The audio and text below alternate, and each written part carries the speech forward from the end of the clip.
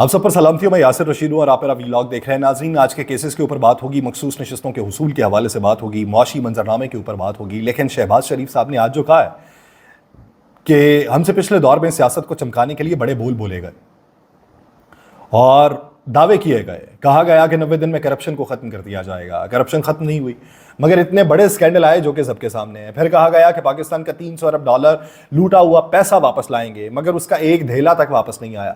हम IMF के साथ 3 साल प्रोग्राम करने जा रहे हैं और इस जमाने में उनके बानी ने यह कहा था कि मर जाऊंगा मगर IMF के पास नहीं जाऊंगा, और उसी में कई माह भी लगा दिए।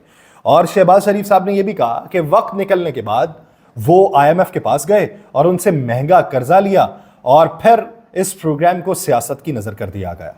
उन्होंने कहा दुनिया में तेल की कीमतें आसमान के ऊपर थीं और अवाम एतमाद के खदशे के बायस यकायक जो है वो तेल की कीमतें कम करके अवाम का एतमाद और अदम एतमाद, उससे कौमी खजाने को बेपनाह नुकसान पहुंचाया गया। शहबाज शरीफ साहब ठीक कह रहे होंगे, बड़े बड़े दावे होते रहे। ये इलेक्शन कैंपेन में, हम माजी में नहीं जाते, इलेक्शन कैंपेन में इनके दावे क्या थे?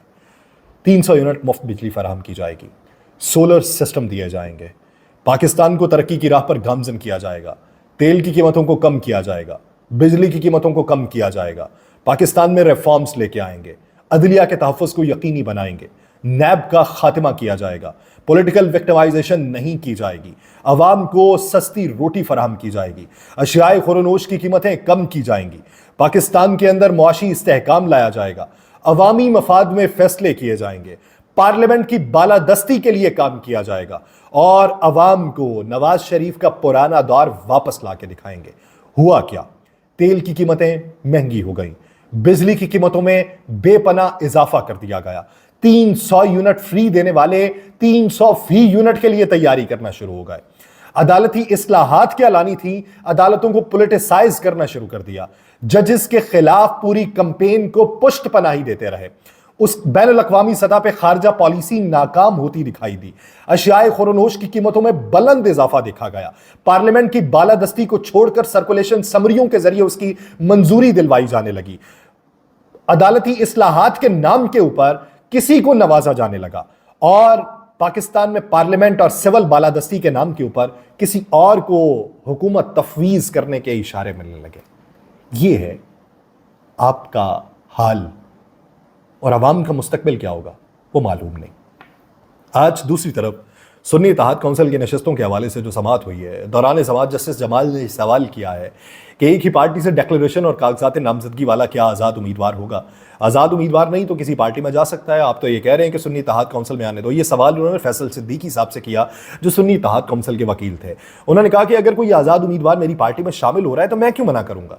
इस पे जस्टिस इरफान सादत साहब ने कहा कि आपकी पार्टी को तो बोनस मिल गया, इलेक्शन में हिस्सा भी नहीं लिया, सीटें भी नहीं जीती, जिन्होंने इलेक्शन जीता उन्होंने आपकी पार्टी में शमूलियत इख्तियार कर ली और इलेक्शन कमीशन पर हकायक लिखे।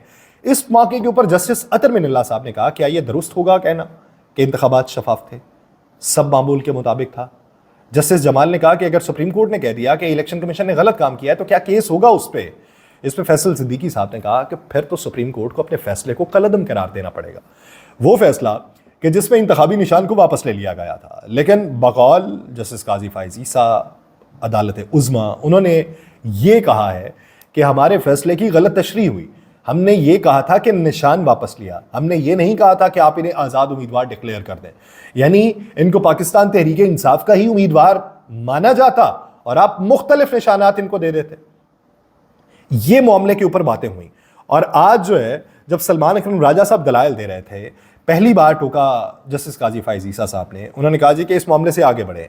सलमान अकरम राजा साहब ने कहा कि सर ये बहुत इंपॉर्टेंट दलाइल है, मुझे देने दें।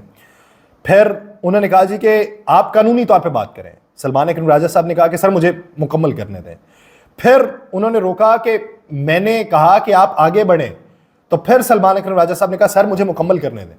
इसी बीच में जस्टिस अतर मिनल्ला साहब बोलते हैं, जो काजी फाइज ईसा साहब के बाएं हाथ पे 3 जजेस को छोड़ के बैठे हुए हैं, वो ये कहते हैं ये बहुत अहम दलाइल है, आप ये दलाइल जारी रखें। उस पर सलमान अकरम राजा साहब दलाइल जारी रखते हैं। फिर काजी फाइज ईसा साहब एक मौके के ऊपर बोलना चाहते हैं तो सलमान अकरम राजा साहब कहते हैं कि मिसाल ना पूछें मुझसे, कानून पूछें। तो फिर काजी फाइज ईसा साहब आगे से कहते हैं कि मैं कानून की ही बात कर रहा हूं। तो आज ये कहा गया है कि ये फैसला जो है इसको महफूज कर लिया गया, फैसले से पहले मुशावरत की जाएगी, मुशावरत के बाद फैसले को जारी किया जाएगा। अब इसके ऊपर मुशावरत होगी, 13 रुकनी ये बेंच है, 7 वोट दरकार हैं, 7 जजेस की हिमायत दरकार है मोहर सब्त करने पे। वो 7 जजेस अगर ये राय रखते हैं कि ये नशिस्तें जो हैं सुन्नी इत्तेहाद काउंसिल को जाएंगी तो मंजरनामा यकसर तब्दील हो जाएगा। और अगर वो 7 जजेस ये राय रखते हैं कि ये नशिस्तें जिनको पहले तफवीज की गई थी उनको जाएंगी तो फिर ये मंजरनामा हुकूमत के हक में तब्दील हो जाएगा। और अगर 7 जजेस ये राय रखते हैं कि ये नशिस्तें किसी को नहीं जाएंगी तो फिर एक और आईनी नुक्ता जन्म लेगा कि क्या कोरम को पूरा किए बगैर पार्लियामेंट को चलाया जा सकता है या नहीं चलाया जा सकता। जब अब दोनों सूरत हाल पे बात कर लेते हैं कि अगर ये फैसला हक में होता है तो फिर मंजरनामा सियासी सतह पे कहां पे होगा, और अगर ये नहीं होता तो फिर सियासी सतह पे कहां पे होगा। अगर ये नशिस्तें वापस दे दी जाती हैं सुन्नी इत्तेहाद काउंसिल को तो फिर इस मामले को जड़ से देखना पड़ेगा, क्योंकि अब ये तनावर दरख्त बन चुका है। फिर इसके ऊपर ये देखना होगा कि जो चेयरमैन सेनेट का इलेक्शन है उसके अंदर वोट डाले गए, बेशक ये वोट जो है ये निकाल भी दिए जाएं तो चेयरमैन सेनेट के इलेक्शन के ऊपर असर नहीं पड़ता, उनकी जीत के ऊपर असर नहीं पड़ता। लेकिन बात ये होती है कानूनी एतबार से कि जब बुनियाद ठीक रखी गई हो तभी इमारत ठीक बनती है, और अगर बुनियाद ही ठीक ना हो तो इमारत ठीक नहीं बन सकती।